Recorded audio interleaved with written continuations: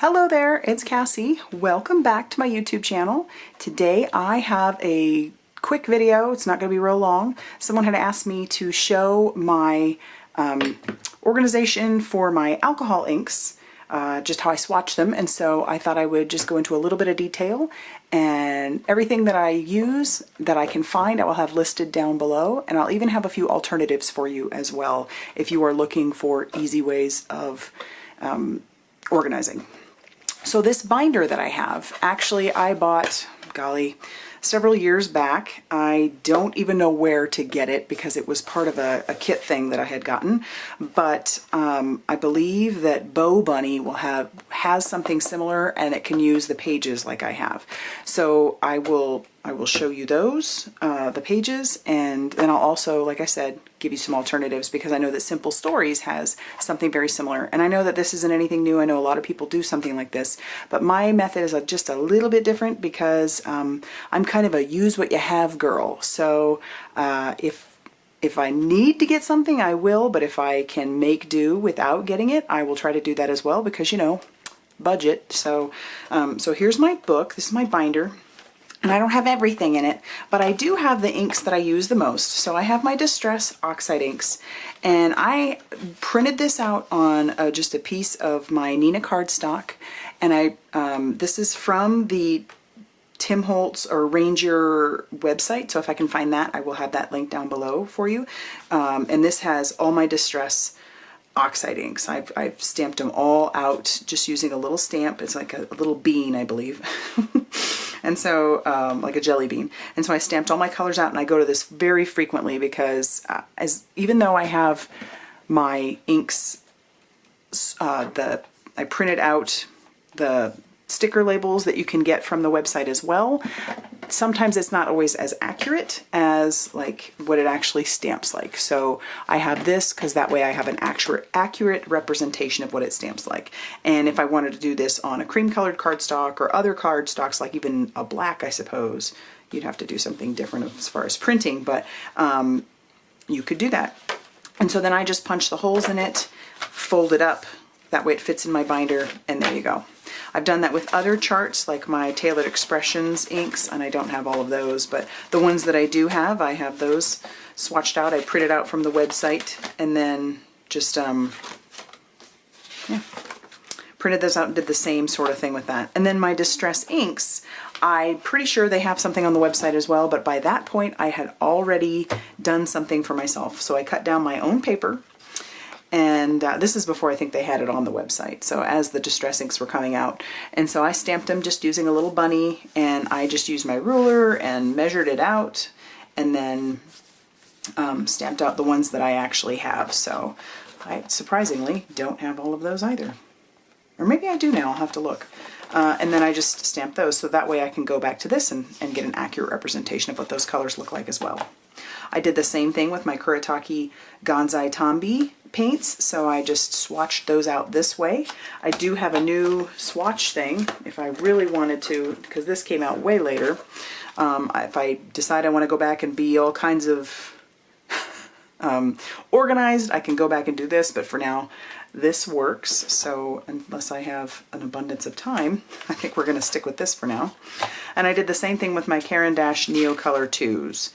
So I swatched those out just with watercolor paper, cut them out.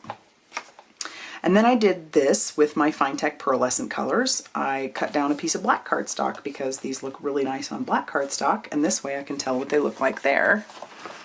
And then I did the same thing on white cardstock so that I have an idea of what they look like on the white cardstock, and then I trimmed down a few other pieces. I even do it with pens, so I will write out what the pen is because I'm a pen freak, and then that way I know exactly, oh, this one looks like this when it writes, so I do that with that.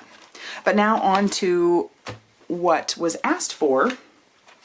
I bought these holders. And like I said, I'm a use what you have kind of girl. So I had a bunch of these because they just came with something. I'll pull those out real quick.